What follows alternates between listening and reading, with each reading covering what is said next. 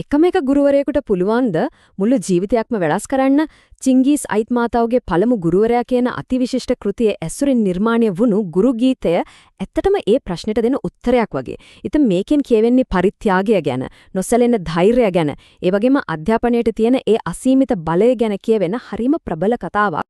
හරි. ඉතින් මේ කතරව දිගහැරෙන්නේ කොහෙද? කඳුකරයෙන් වට වෙලා පිටත ලෝකෙන් සම්පූර්ණයෙන්ම වගේ හුදකලා වෙච්ච කිරිගිස්ථානයේ හරිම දුෂ්කර ගම්මානියක හිතා ගන්නකෝ කාලෙර පවා නිකන් එකතැන නතර වෙලා වගේ හැංගෙන තැනක්.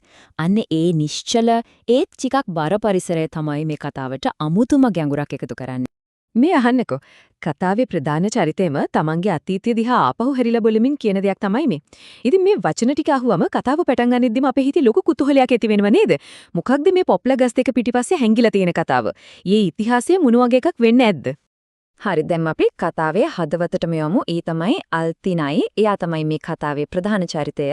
සම්ප්‍රදායික කිරිගිස්කමක් ඒවට කියන්නේ අවුල් කියලා. අන්න ඒ වගේ තැනක නෑදෑයන්ගේ රැකවරණය යටතේ හරිම දුෂ්කර ජීවිතයක් ගෙවන කිසිම දෙයක් ඉගෙනගෙන නැති අනාථ දැරියක්. ඇත්තටම ඇගේ ලෝකය ගොඩක් අඳුරුයි. කිසිම බලාපොරොත්තුවක් පේන තෙක් මානකවත් නෑ. මම කලිනුත් කිව්වනේ අවුල් කියලා. ඉතින් අල්තිනයි හිර වෙලා හිතතු මේ ලෝකය හරියටම තේරුම් ගන්න නම් මේ අවුල් කියන්නේ මොකද්ද කියලා අපි පොඩ්ඩක් දැනගන්න ඕනේ. මේක නිකම්ම ගමක් නෙවෙයි. මේක පැරණි සම්ප්‍රදායන්ගෙන් වෙනස් කරන්න බැරි සිරිත් විරිත් වලින් බැඳිලා තියෙන පිටත ලෝකෙන් සම්පූර්ණයෙන්ම වෙන්නුණු තැනක්. ඉතින් හිතන්නකෝ අලුත් දේවල්, දැනුම වගේ දේවල් මේ වගේ ලෝකයකට කොයි වගේ තර්ජනයක් වෙන්නේ නැද්ද කියලා. හැබැයි අර මම කිව්ව නිශ්චල ලෝකය සදාහටම එහෙමම තියෙන්නේ නැහැ. ඒක දෙදරල යනවා. ඒකට හේතුව තමයි ද්විෂන්. එයා තමයි මේ ගමට එන අලුත් ගුරුවරයා.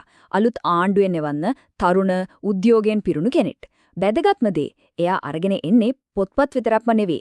එයා අරගෙන එන්නේ අලුත්ම අනාගතයක් ගැන අදහසක්, බලාපොරොත්තුවක්. ඉතින් ද්විෂන්ගේ මෙහෙයුම ඒක ඇත්තටම සරලයි වගේ පෙනුනට අතිශයම දුෂ්කරයි. හිතන්න කිසිම දෙයක් නැති තැනක පාසලක් හදන්න ඕනේ. පොතක් අතින්වත් අල්ලලා නැති ළමින්ට උගන්වන්න ඕන. ඒක නිකන් පර්වතයක් තල්ලු කරනවා වගේ වැඩක්.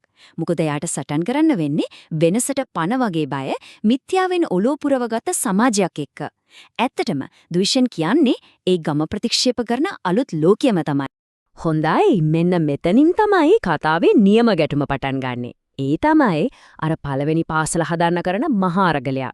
මේක නිකම්ම ගොඩනැගිල්ලක් හදන එකක් ගැන නෙවෙයි. නෑ මේක ඊට වඩා ගොඩක් එහා ගිය දෙයක්. මේක අනාගතයක් හදන්න කරන සටනක්. බලන්නකො මේ සිහිනිය ගොඩනගන හැටි. මුලින්ම ඉඩක් හොයාගන්න ඕන. හම්බ වෙන්නේ අතහැරලා දාපු ඉස්තාලයක්. ඊට පස්සේ ගඩොල්. ඒව හදන්නේ මඩයි පිදුරු යනාගෙන. ඊට පස්සේ බිත්ති කපරාරු කරලා පන්ති කාමරයක් හදාගන්නවා. ඒත් වැඩේ ඉවර නෑ. ළමයිව ගෙන්නනවා ඒ අයිස් වගේ සීතල වතුර පිරුණු ගඟ කරහා උස්සගෙන. මේක තමයි කැපවීම කියන්නේ.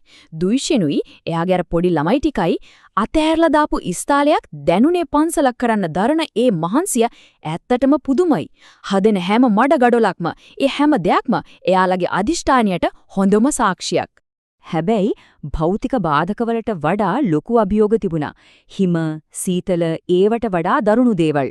ගමේ වැඩිහිටියන්ගෙන් එන අපහාස. එයාලගේ ඔළුවල කැඹුරටව කිඳා බහැපු මිත්‍යා විශ්වාස. අලුත් දෙයකට තියෙන බය, කඩදාසි නෑ, පැන්සල් නෑ, පොත් නෑ. ඒ මූලික දේවල්වත් නැතිකම එක පැත්තකින්. ඒත් ඒ හැම දෙයකටම වඩා මිනිසුන්ගේ නොදැනුවත්කම තමයි එයාලට මුහුණ දෙන්න වුණු ලොකුම බාධකය. ඒක තමයි ඇත්තම අභියෝගය වුනේ.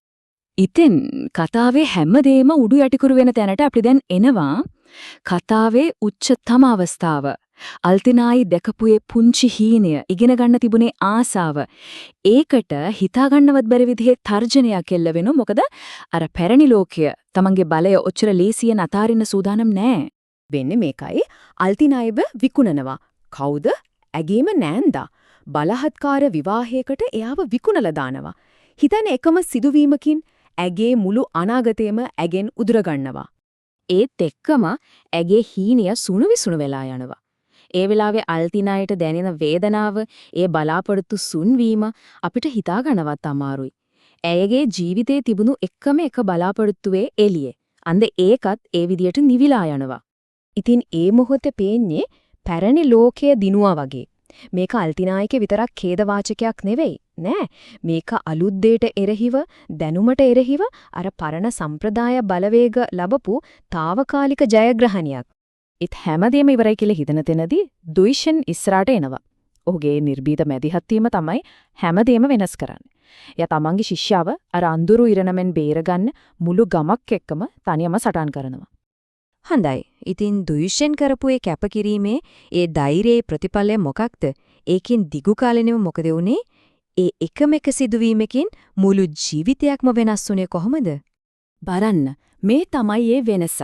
එක පැත්තකින් අනාථ දැරිය අල්තිනායි අර දුෂ්කර ගමේ හිර වෙලා 16ක් වගේ ජීවිතයකට නියම වෙලා හිටපු කෙනා.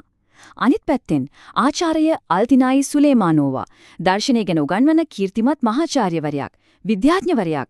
මේකෙන් පැහැදිලි නේද අල්තිනායිගේ ජීවිතේ සිද්ධ වෙච්ච ඒ සම්පූර්ණ පරිවර්තනය. අධ්‍යාපනයට පුරවන් වුණා එයාව කොතනක ඉන්නලා කොතනකට ගෙනියන්නද කියලා මේකෙන් හොඳටම පේනවා. කාලයක් ගියාට පස්සේ වැඩිහිටිවියටපත් වුණ අල්තිනායි තමන්ගේ පළම ගුරුවරයා ගැන මතක් කරන්නේ මෙන්න මෙහෙමයි. ඇත්තටම තමන්ගේ මේ මුළු සාර්ථකත්වයම ඒ ගුරුවරයාගේ උරුමයක් කියලා එයා මේ වචන වලින් මුළු ලෝකෙටම කියනවා. ඉතින් දුයිෂන් සහ අල්තිනායිගේ මේ කතාවම ඒකෙන් අපිට අධ්‍යාපනයේ බලය ගැන ලොකු දෙයක් නැවත නැවතත් මතක් කරලා දෙනවා. එක ගුරුවරයෙක්ගේ ධෛර්යයට පුළුවන් වුණා එක ජීවිතයක් සම්පූර්ණයෙන්ම වෙනස් කරන්න. එහෙමනම් අවසාන වශයෙන් අපි හැමෝටම හිතන්න ඉතුරු වෙන්නේ මේ ප්‍රශ්නේ තමයි ඒ වගේ දෙයකින් මුළු ලෝකෙටම කරන්න පුළුවන් වෙනස මොන වගේ එකක් වෙයිද?